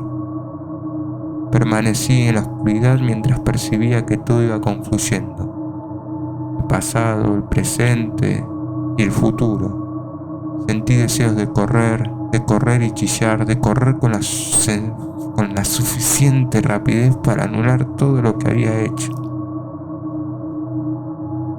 Nona seguía mirándome, la mujer más hermosa del mundo, la única cosa que había sido mía en toda mi vida. Me hizo un gesto con las manos sobre el cuerpo. No voy a explicarles el significado, lo habrían sabido si lo hubieran visto. Entré. Ella cerró la puerta. La cripta estaba a oscuras, pero yo veía perfectamente. El lugar estaba iluminado por un fuego verde que ardía despacio. Se extendía por las paredes y serpenteaba por el suelo cubierto de hojas como si fueran retorcidas lenguas. Había un féretro en el centro de la cripta, pero estaba vacía. Pétalos de marchitas rosas yacían diseminados alrededor. Nona me llamó por gestos y señaló la puertecilla situada en la parte trasera. Una puerta pequeña sin letrero alguno me produjo pavor. Creo que en ese momento lo comprendí. Ella me había utilizado y se había reído de mí. Iba a destruirme. Pero no pude contenerme. Me acerqué a la puertecilla porque debía hacerlo. Aquel telégrafo mental seguía emitiendo algo que yo consideraba gozo. Un gozo terrible, demente y triunfal. Mi mano se extendió trémula hacia la puerta. Estaba cubierta de verde fuego. La abrí y vi lo que había dentro. Era la chica, mi chica, muerta. Sus ojos contemplaban inexpresivos aquella cripta de octubre, miraban los míos, olía a besos furtivos. Estaba desnuda y la habían rajado desde el cuello hasta las ingles. Su cuerpo era un estéril útero, sin embargo algo vivía allí. Las ratas. No pude verlas, pero las escuché, oí sus murmullos así dentro, en las entrañas de ella. Sabía que al cabo de un momento la reseca boca de la chica se abriría y me hablaría de amor. Retrocedí con todo el cuerpo entumecido y el cerebro flotando en una oscura nube de espanto. Miré a Nona, ella estaba riéndose, con los brazos extendidos hacia mí, y en una repentina llamarada de comprensión lo comprendí.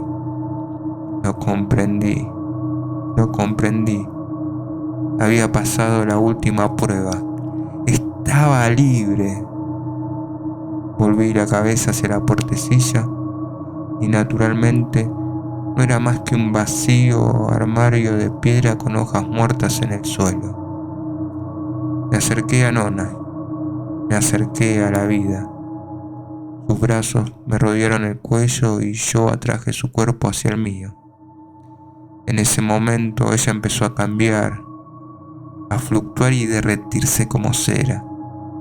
Los oscuros ojazos se volvieron pequeños como cuentas. El cabello se hizo burdo, perdió el color, la nariz se acortó, las ventanas nasales se dilataron. Su cuerpo se aterronó y encogió junto al mío. Estaba abrazando una rata. Su boca sin labios se extendió hacia la mía. No chillé. No me quedaban chillidos. Dudo que vuelva a chillar. ¿Qué calor hace aquí? No me importa el calor. Realmente no. Me gusta sudar si después puedo ducharme. Siempre he considerado el sudor como una virtud masculina, pero a veces hay bichos que pican. Arañas, por ejemplo. ¿Sabían que las hembras de las arañas pican y devoran a sus compañeros?